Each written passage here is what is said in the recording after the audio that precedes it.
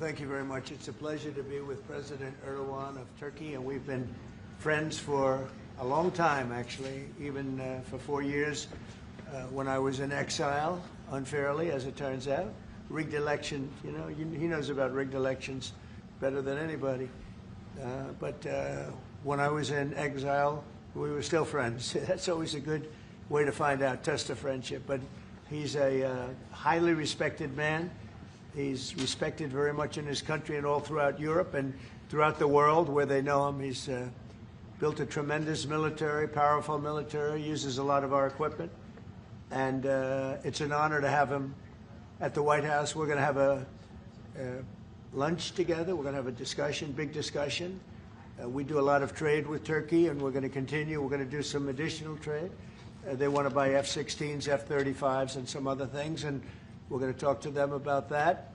And we're just going to have, I think, a very interesting couple of hours. We're going to get a lot done.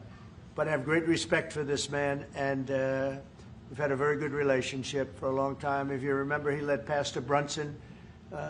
He freed Pastor Brunson. Pastor Brunson was put in jail for 35 years before I got there. This was a group that should have stopped it, and the president, after I called him, released him, which was a great thing for our Christian community, our evangelical community. The evangelicals really wanted that. It was very important to him, so I always remembered that. But he released him from 35 years in prison. And Pastor Brunson now is healthy, happy, and well. And we're very happy about that.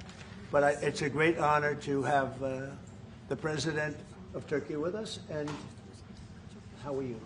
Fine. Say a few words. And you? Great guy.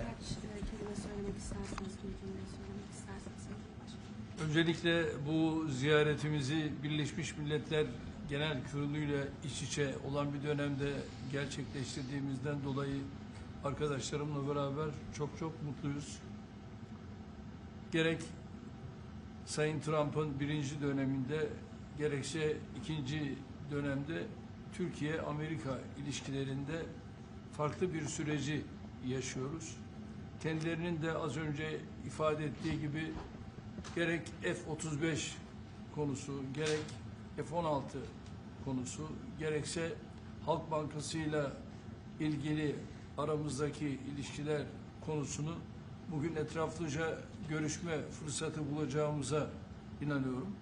Heybeliada okuluyla ilgili ise orada üzerimize ne düşerse biz onu zaten yapmaya hazırız. Dönünce de Sayın Bartolomeo'yla bu konuyu görüşme fırsatı bulacağım. First, Mr. President, I am very pleased that this visit actually coincides with the 80th UNGA. So I am very pleased to be here with my colleagues and friends. And as we have said, during the first term of your presidency and during your second term, we are able to carry Turkey and U.S. relations to a much different level and process. And as you've said, we have an opportunity here today to be able to discuss some of the issues regarding the F-35, the F-16, and also the Halkbank case, and we will have an opportunity to thoroughly discuss them. And based on what you have mentioned regarding the Heybeliada school, we are ready to do whatever we can that falls on our part, and I will, when I get back, try to discuss this issue with the esteemed Mr. Bartolomos to discuss how we can move forward on that. Okay, very good. I would like to be able to do that. The Greek Orthodox Church was here, and they would really like to have some help. They need some help, and I said I'd mention it, and we appreciate it. So this is a tough man. This is a guy who's highly opinionated. Usually I don't like opinionated people, but I always like this one. But he's a tough one, and he does an amazing job in his country. And we've had tremendous relationships, both having to do with war and having to do with trade. And I guess today we're talking about both. I'd like to have him stop buying any oil from Russia while Russia continues this rampage against Ukraine. And they've been fighting. They've lost millions of lives already. And for what? For what? It's disgraceful. And I said yesterday, let it keep going because their economy is absolutely terrible right now. And I think it's a shame that they're doing that, killing a lot of people unnecessarily. 7,818 people were killed last week, mostly military people, their people, and Ukrainians. More Russians, actually, than Ukraine, a little bit more. But it's such a waste of human life, and so he ought to stop. Putin ought to stop. And with that, we'll get to a little bit of a discussion. We're going to make some great trade deals for both countries. We do a lot of business with Turkey. They build great products. They build beautiful, great products, really fantastic manufacturers. And we buy a lot from them, and they buy a lot from us. Would you have any questions, please?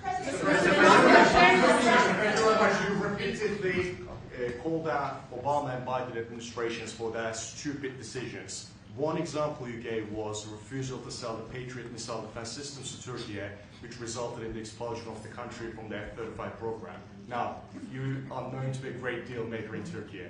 What can you do to undo the stupidity? Yes, CNN, sir. CNN? Well, because you sounded like a nice guy, but CNN is fake news. I mean, but you sound like the real deal to me, so I'll answer the question. We're going to be discussing the Patriot system, which is the best system. We'll discuss that. We're going to discuss the F-35. We'll be discussing all of the things that you know about and that some of that you mentioned. And I think he'll be successful with